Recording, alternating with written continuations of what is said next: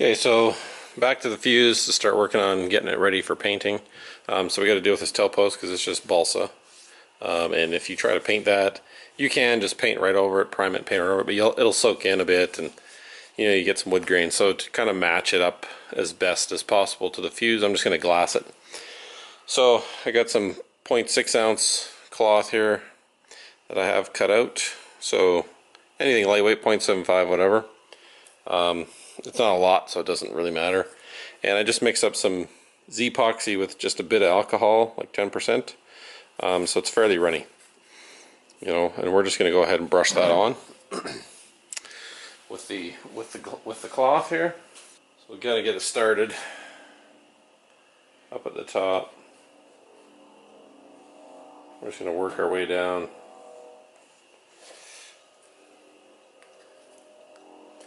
Trying to hold that kind of nice and straight.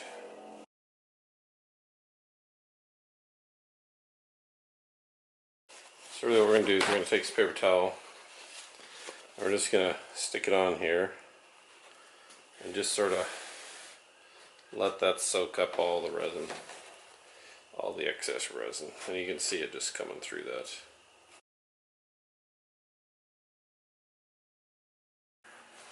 It soaks up a lot, right?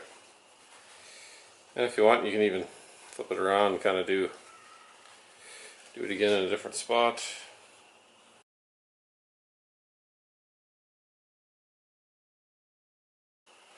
There, it's pretty much dry.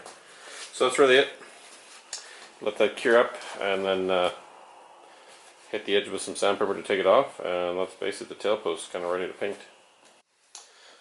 So we got our glass cured up here overnight, so now we just need to trim it off there. So it's pretty easy with a bit of sandpaper. That glass is pretty fine, so I'm just going to take some 320 in my sanding block, and I'm just going to kind of go at an angle, and you're just going to kind of knock that off, and it'll just come right off there.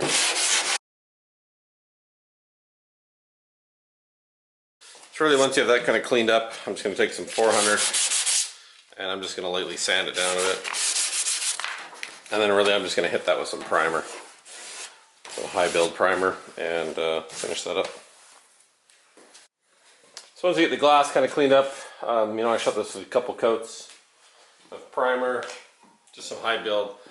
This is why I don't paint my own planes, or not paint my own planes, but paint the wood surfaces, because I really suck at that stuff. Anyways, I just use this kind of stuff, just a 1K, high build white primer.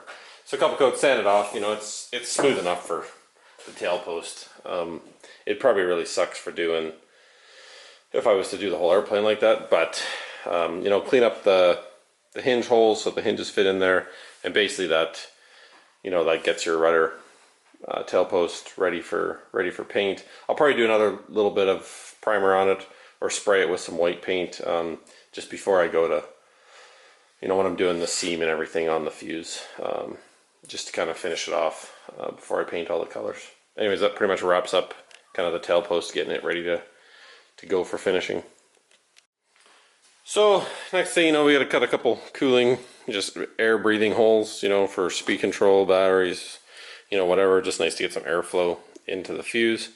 So I just picked some shapes, use my circle maker, French curve, put some masking tape on the fuse, just drew it out with a little marker, and then cut it out with my my carbide bit, and then cleaned it up with some files and just some sandpaper and whatnot, just to get the sort of jagged edges.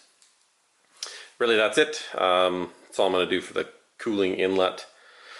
I find that the equipment nowadays isn't too bad, and really the speed control probably needs the most cooling, and I'll get that kind of right down in front of these inlets. So that's basically it on the front of the fuse for the air inlets. So there's the air outlet holes.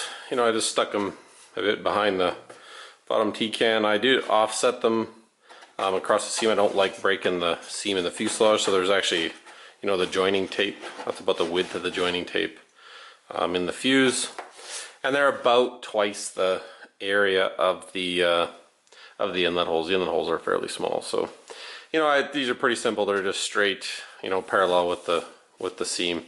So if I do need to make them, I can extend them a little bit longer if I find that it's not enough. So very simple, nothing too fancy on the outlet holes. And that's really it for the cooling in the fuse.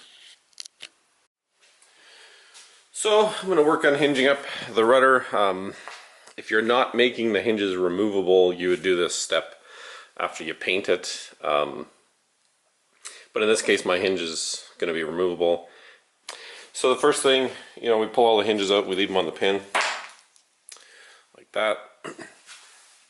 And I'm going to use my trusty Danny polyurethane glue to do the gluing. So in order to do this, you want to make sure you're not going to get any glue on your hinge lines itself. So I'm going to use some Vaseline,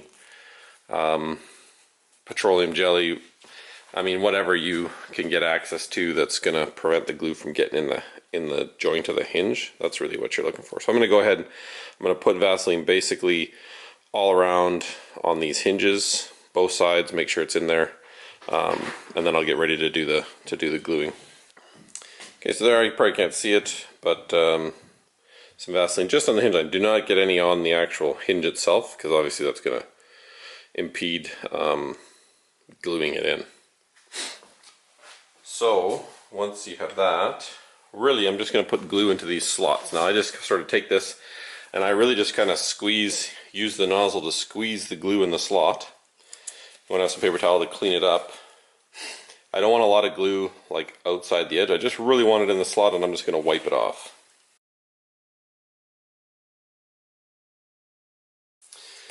So once it's in there, I don't want to wet it. I don't want to add any more moisture to it. I don't really want it to expand that much.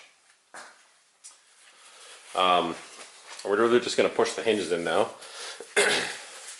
You don't really have to worry. I don't put any on the hinges. I find that as you push that in, it just sort of squeeze it along and it gets on the hinge anyways, and they are really locked in there solid. So really just going to push these hinges in place. Okay, so that's the one side. Now you could leave it like this. However, if you do, good chance your hinges aren't going to line up to your rudder. So we're going to do the same thing. We're going to squeeze the glue into the rudder now, wipe it off, and we're going to go ahead and fit the rudder over the hinges to make sure they're all lined up, you know, and everything's in position. Okay, so I've pushed the rudder on, same thing, and really just double check that you got good smooth motion, you know, and then let those hinges set up, and then you can easily pull the pin out and you've got a nice removable hinged rudder. Okay, so once you get your rudder hinged, you can put a little rotation piece in here for the tail wheel. So I just use a screw, just drill a hole through, harden the threads up with some CA, just run a screw in there. If you want to use a carbon rod or steel rod, aluminum rod, whatever, and then also tape over your hinge rod here so that it can't come out. If you need to make sure, you can bend it a bit just to make sure it's recessed all the way in so it can't catch on that tail wheel, and you got smooth movement. And really that's going to complete up all of your rudder install. Okay, I'm going to get ready to do some filleting, get all these glue joints that I had left before tidied up. So I'm going to use just my regular epoxy, you know, the System 3 stuff, or silver tip, whatever, West System, doesn't matter, you know, and the microbloons and Cavasil. And then I'm going to go back, fillet all these guys, the T-can hold downs, whatnot, and I'm going to put a bit of glass. I've cut off a number of little glass strips like this around different areas, so I'll show you bits and pieces of it as I go through doing all that work. Anywhere you don't want glue, right, I'm going to fill this in pretty deep here. I'm, you know, masking off, right, so I've got a bit there. I've got some inside around these rear mount formers, just so I don't have to do a bunch of cleanup afterwards. I can just sort of rip it off, so it allows me to go a little bit faster than if I was pouring it on and filling in it as I go. Okay, so I've done this pin on the canopy. So what I've done here is I've got my marshmallowy mixture again, and if you want to use high salt, that's fine too. And then I've saved a little bit of epoxy from that mixture, you know, I've just glassed over top of this, right? So I put the marshmallowy stuff in to make the fillet, and then I just glassed over top of it and kind of smoothed it down with a brush. And really that just gives me that support, and then in order for this thing to rip out, you know, the glass and everything's going to have to come with it. So I'm going to basically do that for these mounts, for the T-can mounts, and the lower T-can pin, and then for the motor stuff, I'm just going to do the fillets. I'm not going to bother with the glass. Typically they're fine without it, but the canopy and stuff, you know, they get bounced around a lot, so I like to give that extra support. So if we're doing some of these front fillets, because they can be a bit painful, I use a plastic baggie with the corner cut off, so it's just like then putting in icing, like on a cake. So it does help you, you know, just go a little bit faster, kind of direct where you want it to go, not very messy this way. So I just keep doing that all the way around. So there's basically the fillets with the masking tape removed. Usually after you take the masking tape off, you do have to, you know, just tie them up really lightly. There's kind of the ones in and around the back of the motor mount and inside the motor mount there. So that really is it for all the filleting of the glue, you know, and make sure everything, the canopy mounts, the T-can mounts, all that stuff gets done, just so it's, you're not going to have a failure of any of those.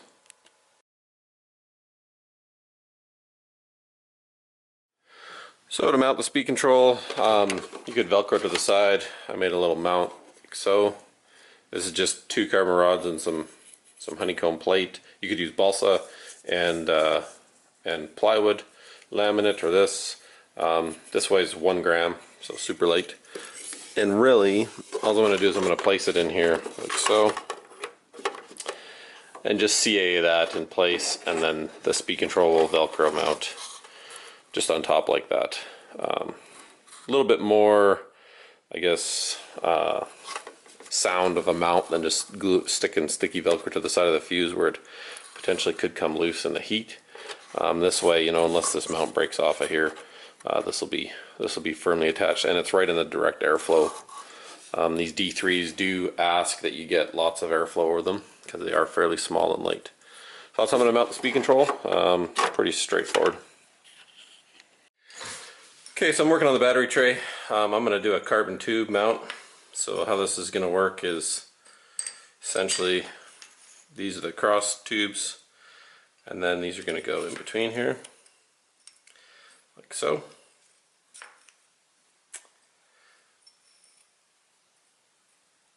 And I've sized this for a 6,000 pack, so roughly the same length as a 6,000 battery, and really just so I have some flexibility. So I'm going to basically set it so that the front of a 5,000 sits at the front of it, and then if you do want to run a 6,000, it'll probably sit a little bit back like so.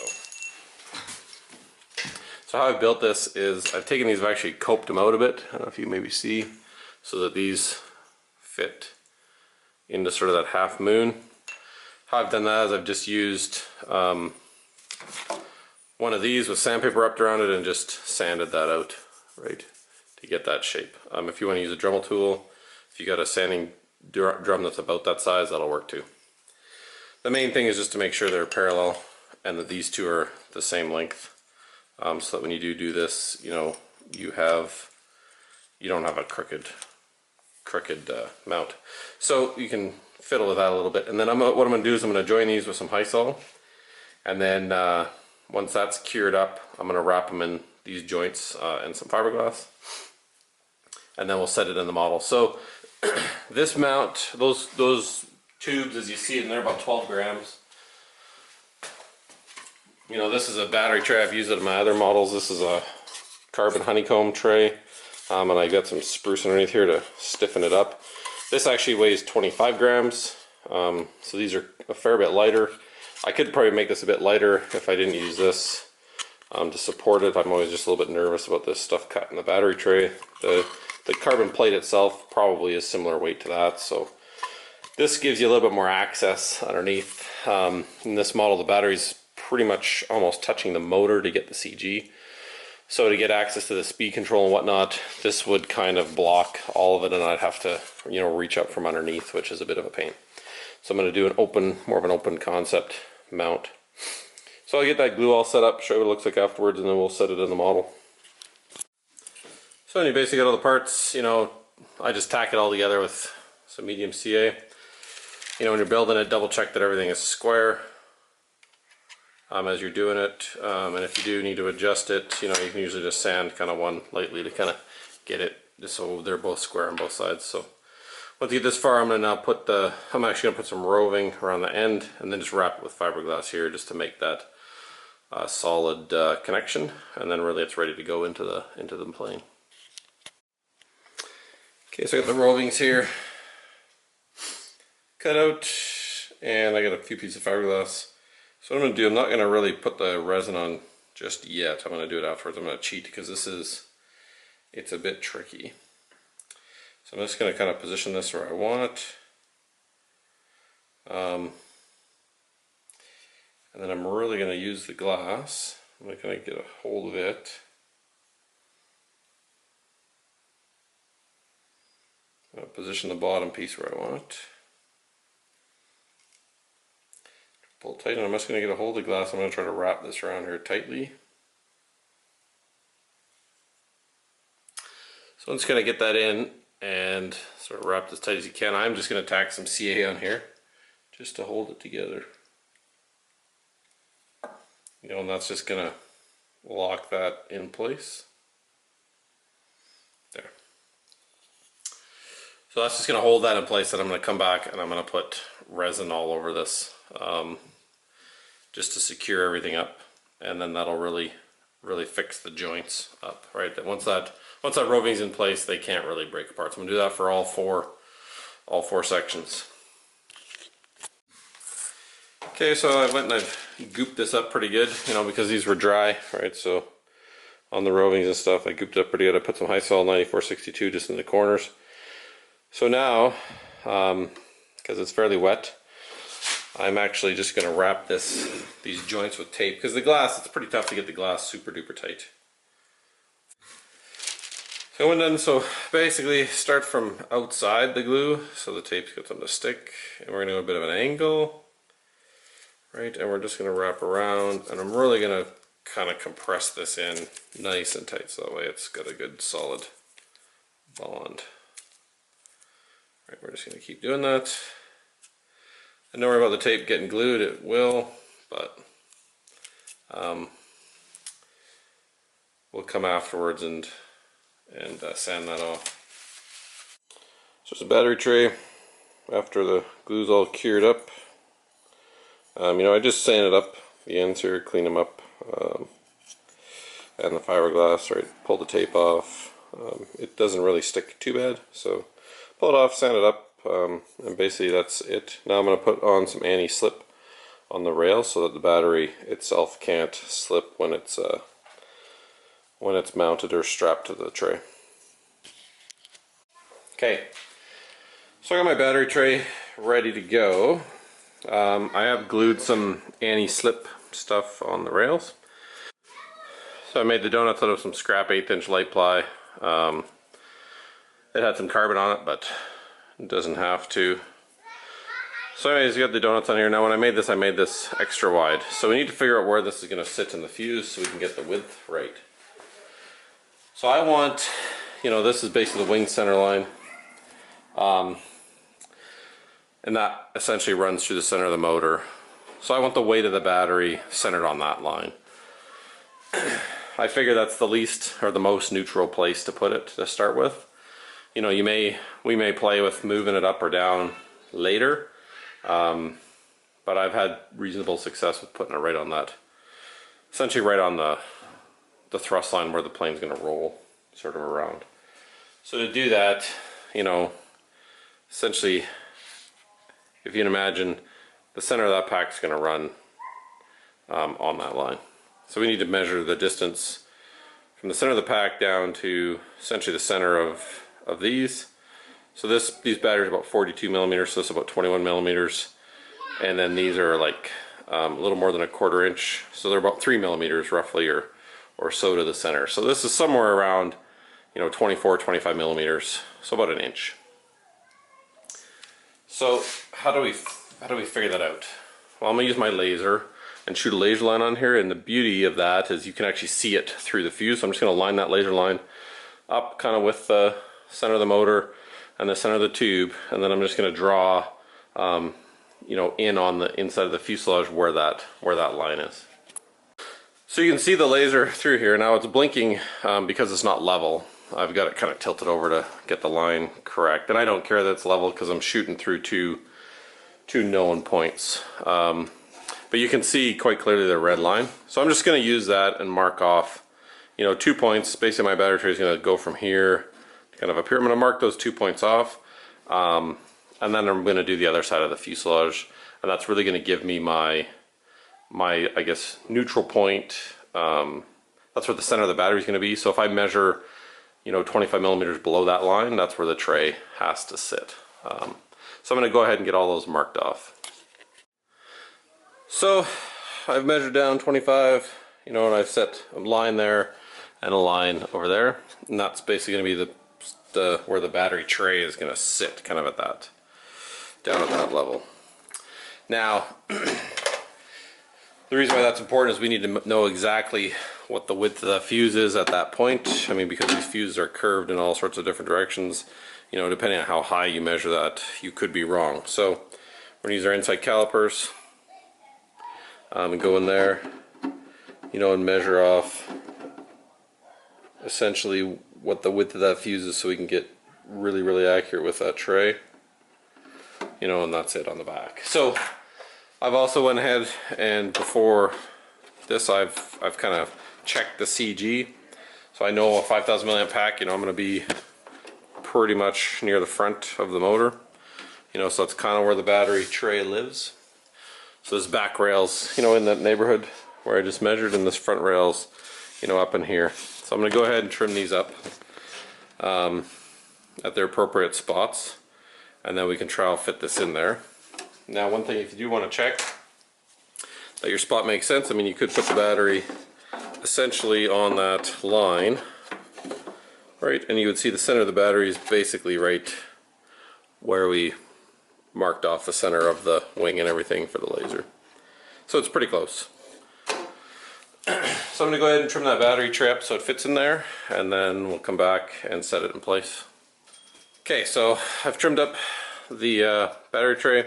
Now these front ones do need a bit of an angle because the fuse is angled at that point. So you may need to angle, sort of file these pieces a bit so they can sit on that tray at an angle and mate up to the fuse, and that's fine. So go ahead and fit this in place, and you'll see that really it fits nice and neat at that spot. You know, and I'm not going for absolute total perfection here. And make sure that your donuts kind of will mate up flush to the fuselage, right? Because we're going to want those glued to the fuse quite well, because you don't want that fuse to sort of pull apart and accidentally pop your battery tray out of place. So you can go ahead and sand up the fuse, and then we'll get ready to glue this in place. Okay, so I got my tray glued up. So really put the glue on the donut. This is some Hysol 20 HP, and I've put some glue on the very edge here. So when I slide the donut on, it's going to get right on the joint between the donut and the carbon rod, right? So go ahead, put this in place, slide the donuts on, squish them up against the fuse, make sure you get a bead of glue coming out, and I'll show you what that looks like when it's done. So it is glued in place, so squish them in, you know, clean up the bead a little bit if you need to, and really make sure it can't move, right? So if you do need to maybe hold it up, if it's drooping on you or something, hold it up with a bit of tape to the fuse, and just let that set up overnight until that's fully cured. And that's really it for your battery tray.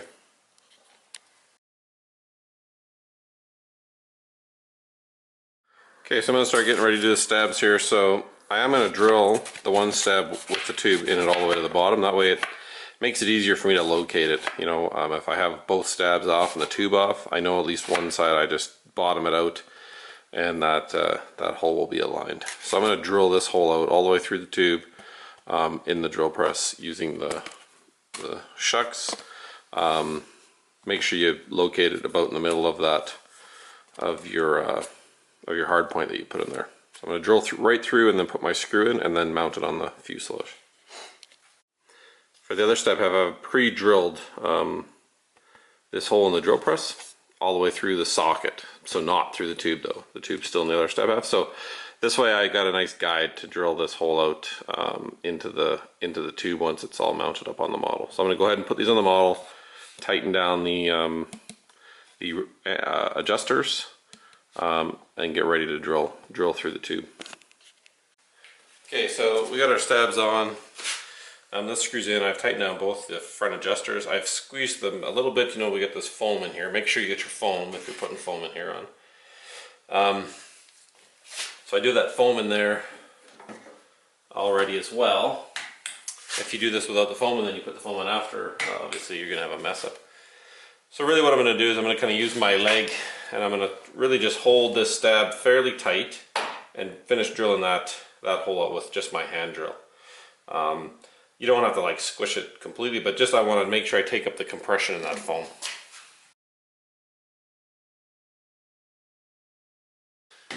So that's that, and then go ahead and put your screw in, and then you basically got your stab tubes all bolted up. Okay, another cleanup thing I'm going to do, and this really isn't critical to fly the model, but you should do it before you paint it. You know, as I've got some plastic wrap taped up here against the fuse, stretched out fairly tight, and I do have some silicone, RTV silicone on the root. So I'm just going to fill this gap in, that little bit of lip that we had. I'm going to fill it in, and then I will put foam tape on the inside of this, but just before I put the foam tape I want to fill this gap in. And I've done the same thing on the T-cans, top and bottom, where the rail is, just to fill that gap between the rail and the T-can mount itself. So when you screw the bolt in, you know, there's a silicone kind of bead across there in order to support that, so you're not squishing the T-can down. So do this to both the left and the right wing and the top and bottom T-can. So just RTV silicone, some plastic wrap, and put it in place. So there it is, joined up. So basically bolt it down and then give it a squish, and you might find that you got a little bit like right there kind of oozed out. So just take a paper towel and some cleaner and just wipe that up on both top and bottom, and then just leave it set up. And that really will just tidy up that wing to fuselage and T-can to fuselage joint, and make that just super nice, anti-vibration, you know, so it's not rattling or anything like that. And then with the foam tape on top of there, you know, it just makes for a super nice fit to the fuselage. So there's the silicone after it's dried and pulled off the fuse. So, you know, it's going to fill in all these sort of gaps that were left behind, you know, make a nice smooth sort of transition between the edge of that wood and the rest. You know, if you do a little bit on top, it'll wipe off pretty easy. Naphtha, which is kind of like kerosene, will help remove it. And then it will also give you a nice, you know, a nice place to bond that foam to. Right, and then on the fuse where the T-cans are,